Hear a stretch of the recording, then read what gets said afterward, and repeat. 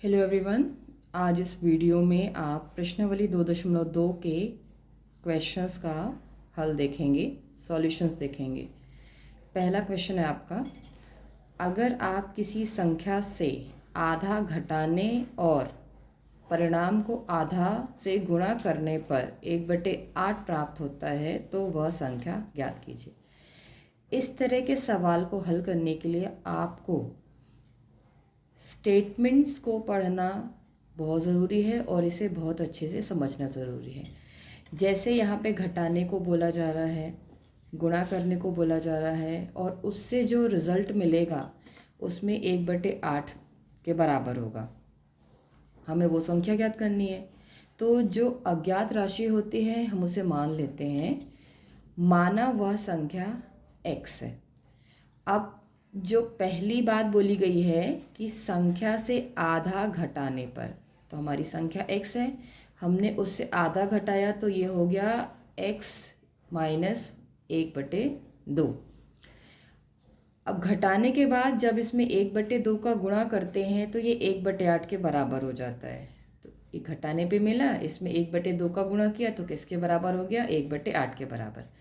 तो प्रश्न से ही हमारा एक समीकरण बन जाता है। अब इस समीकरण को हल करेंगे। 1/2 कोष्ठक के बाहर है, ब्रैकेट के बाहर है, तो इसे अंदर गुणा करेंगे। 1/2 का x से करेंगे तो x/2 हो जाएगा। बाहर संख्या धन में है, अंदर ऋण में है, धन ऋण क्या होता है? ऋण हो जाता है। 1/2 का गुणा जब 1/2 से करेंगे इस तरह से, तो अंश का अंश में गुणा होगा और हर का हर में गुणा होगा और ये हो जाएगा 1/4। तो आपको यहाँ मिल गया 1/4, बराबर में 1/8 पहले से था।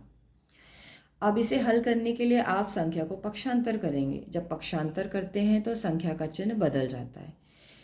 1/4 ऋण में है, दूसरे पक्ष में जाके ये धन में हो जाएगा। आपको मिलेगा x/2 बराबर 1/8 धन 1/4। अब क्या करना है? अब आपको हर में जो संख्याएं हैं उनका लघुत्तम निकालना है, लघुत्तम समवर्तक। 8 और 4 का लघुत्तम समवर्तक निकालना है। ये आएगा आपका 8। फिर क्या करेंगे? 8 से 8 को भाग देंगे, आपको 1 मिलेगा। अंश में गुणा होगा तो ये 1 ही रहेगा। 4 से भाग देंगे 8 को तो 2 आएगा। 2 का अंश में गुणा करेंगे तो ये 2 मिलेगा। इस तरह से ये 1 धन 2 हो जाएगा 3, 3/8। अब क्या करेंगे? आप यहाँ पे 13 गुणा करेंगे। x का 8 से गुणा करेंगे तो 8x हो जाएगा और 2 का 3 से गुणा करेंगे तो 2 3 6 हो जाएगा। x का मान निकालने के लिए 8 6 के हर में चला जाएगा, x बराबर 6/8। इसको और साधारण रूप में लिखना चाहें तो 2 के पहाड़े में 6 भी आता है और 8 भी आता है। 3 बार 6 आएगा, 4 बार 8 आएगा, तो x बराबर आपको मिल जाएगा 3/4, जो कि इस प्रश्न का क्या होगा? उत्तर होगा। अगला प्रश्न हम देखते हैं, प्रश्न दूसरा। एक आयताकार तरण ताल मतलब स्विमिंग पूल की लंबाई उसकी चौड़ाई के दुगने से 2 मीटर अधिक है। यदि इसका परिमाप 154 मीटर है तो इसकी लंबाई व चौड़ाई ज्ञात कीजिए। अब आयताकार तरणताल बोला, स्विमिंग पूल कैसा है? आयताकार है, मतलब आपको आयत का परिमाप पता होना चाहिए। जो आयत का परिमाप होगा वही तरणताल का परिमाप होगा। अब आयत में लंबाई भी होती है और चौड़ाई भी होती है। तो जैसा कि कहा गया है कि तरणताल की जो लंबाई है उसकी चौड़ाई के दोगुने से 2 अधिक है। अगर आपको चौड़ाई पता होती तो आप लंबाई आसानी से निकाल लेते और इनकी मदद से आप परिमाप की सहायता से बाकी मान आसानी से निकाल लेते। देखिए कैसे करेंगे। सबसे पहले हमने माना आयताकार तरणताल की चौड़ाई x मीटर है, इसलिए लंबाई क्या हो जाएगी? चौड़ाई के दुगने से 2 अधिक, तो चौड़ाई x है, उसका दुगना 2 x हो गया, और अधिक मतलब जोड़ेंगे हम, तो 2x धन 2। दिया क्या है? परिमाप। परिमाप है 154 मीटर।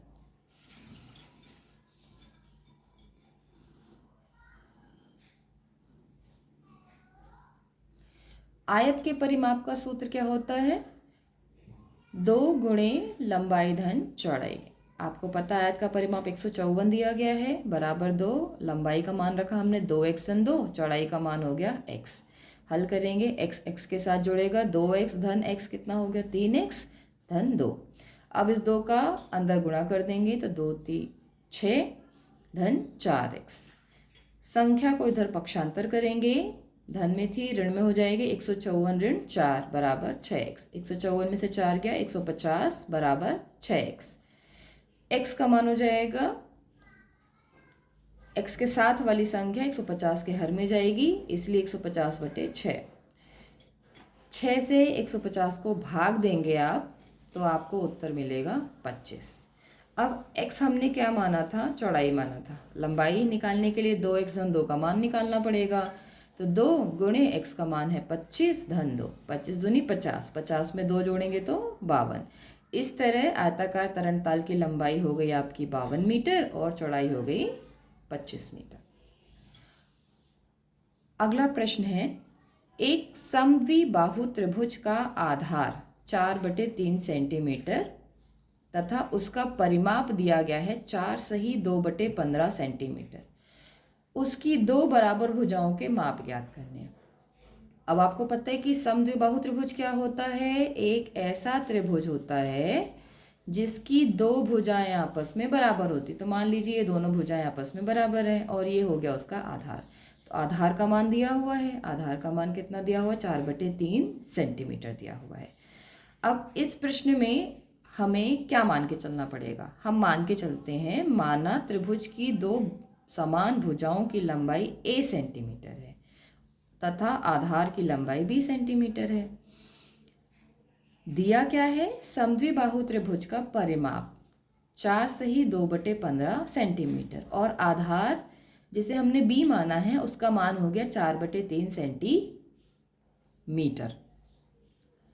समद्विबाहु त्रिभुज का परिमाप क्या होगा, 2a धन b। परिमाप क्या होता है, सभी भुजाओं का योग हो जाता है।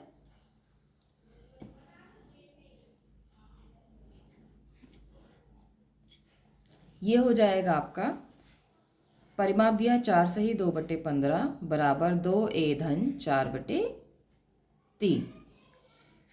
ये दिया है आपका मिश्र भिन्न में, इसे हल करने के लिए साधारण भिन्न में बदलना पड़ेगा। साधारण भिन्न में बदलने के लिए डिटेल सॉल्यूशन आप लिंक में एक वीडियो दिया है उसे प्रेफर कर सकते हैं। ये हो जाएगा आपका 62/15 बराबर 2a धन 4/3।